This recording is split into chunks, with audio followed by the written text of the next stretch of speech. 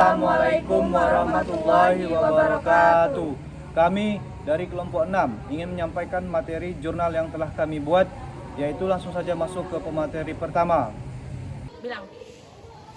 Bab 2 pembahasan. Di Indonesia terdapat beberapa aturan perundang-undangan yang memberikan dukungan hukum terhadap pelaksanaan corporate social responsibility, khususnya di bidang lingkungan hidup, khususnya di bidang keberlanjutan.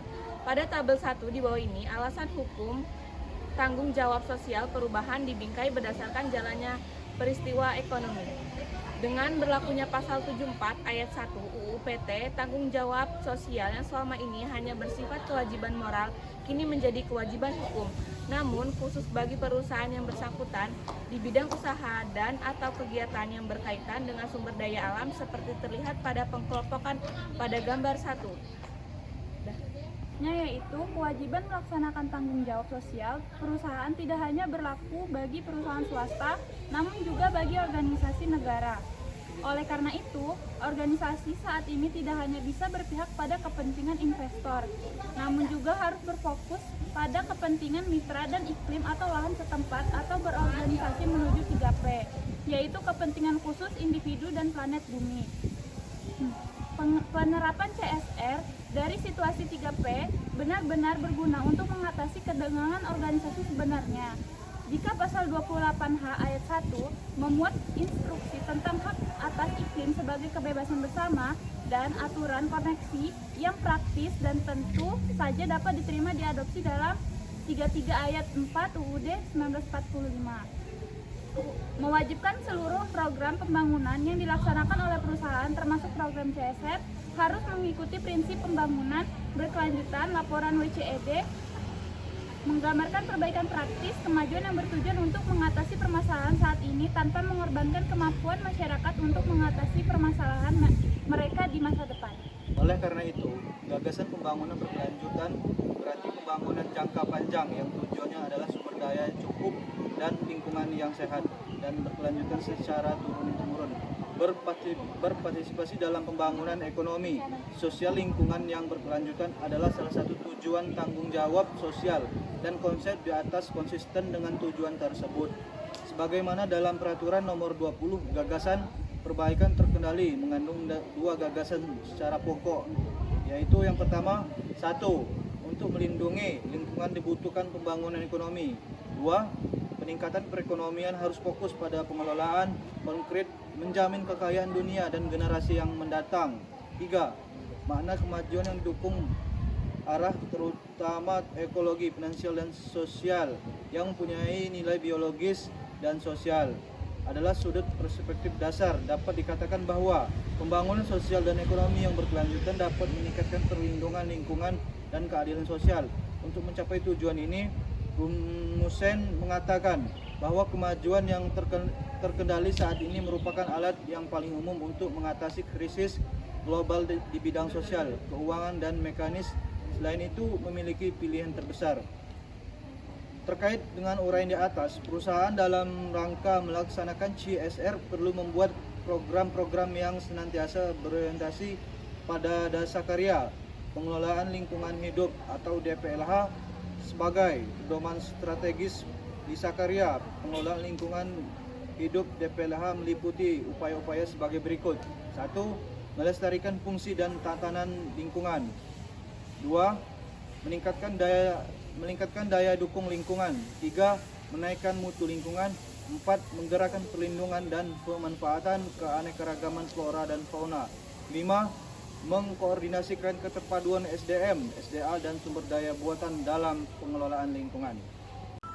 Ke-10 aspirasi tersebut sebenarnya adalah aturan utama dari jalannya peristiwa dan harus diterapkan secara terkoordinasi dalam setiap gerakan perbaikan, baik di negara-negara fokus dan regional, dunia usaha dan wilayah lokal yang lebih luas.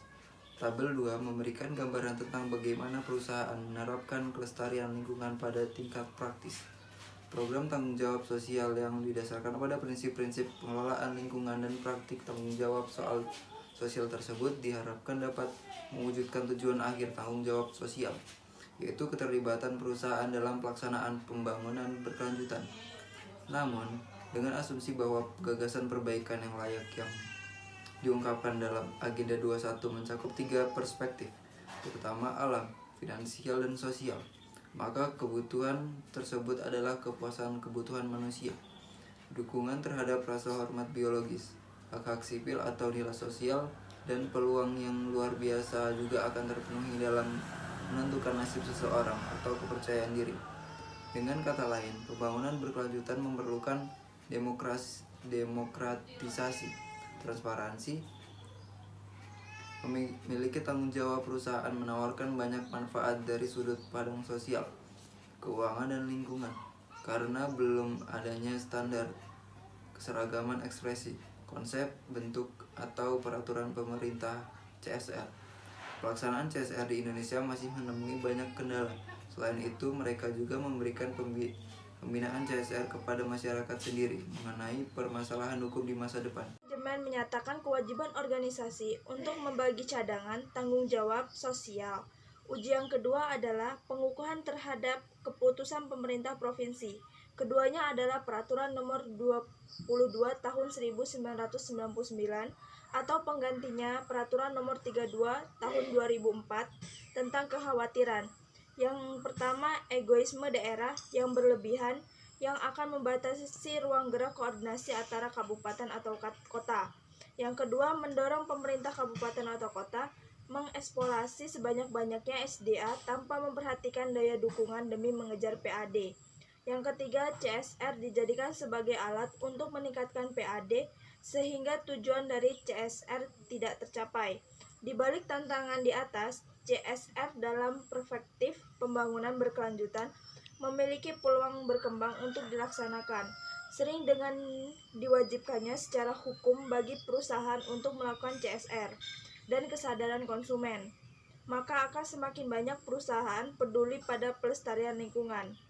Di samping itu, dengan otonomi daerah akan memberikan peluang tercapainya kualitas keputusan menjadi lebih baik, karena pihak-pihak yang berkompeten turut dalam proses pengambilan keputusan. Hal ini sejalan dengan salah satu syarat mewujudkan pembangunan berkelanjutan, yakni partisipatory, demokrasi, dan kesempatan menentukan nasib sendiri.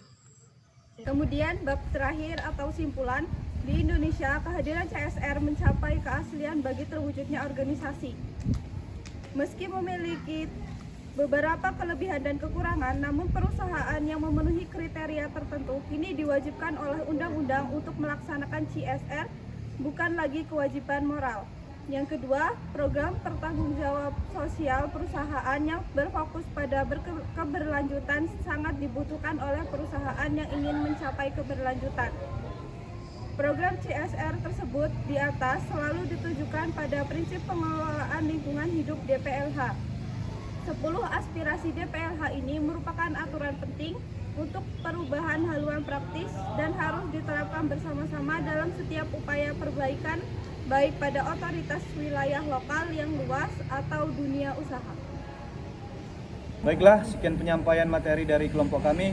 Kurang lebihnya kami mohon maaf. Wabillahi taufiq walhidayah. Wassalamualaikum warahmatullahi wabarakatuh.